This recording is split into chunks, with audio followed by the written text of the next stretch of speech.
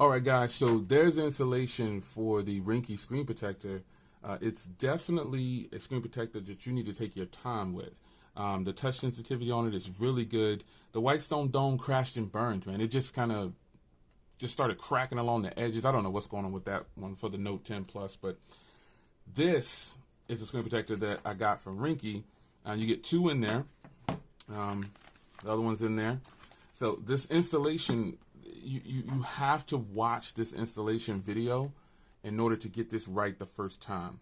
You have to. If you don't, you're going to regret it and you're going to waste two of these. Trust me, I've done it before.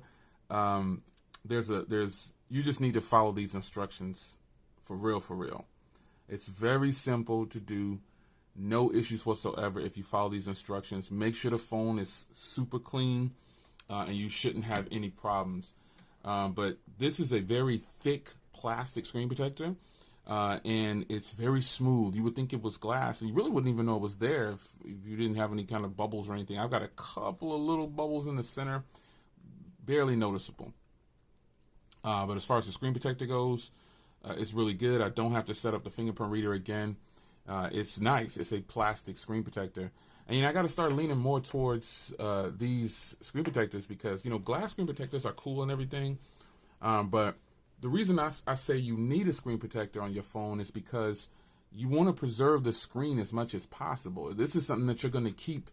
You're just going to keep this phone and you want to, or any phone, not just this phone, any of your phones. If you're going to keep it, put something on it. If you don't want to get a glass screen protector, get something like this. It's a very thick plastic. It's very clear, as you can see. You can't even tell. The touch sensitivity is really good. It's just really good. So I wanted to do an installation on video to show you the process. And even though I put it on in one fell swoop, honestly, folks, that came from messing up several other phones. I've messed this screen protector up multiple times. It's a easy process if you follow the instructions. You will not mess it up.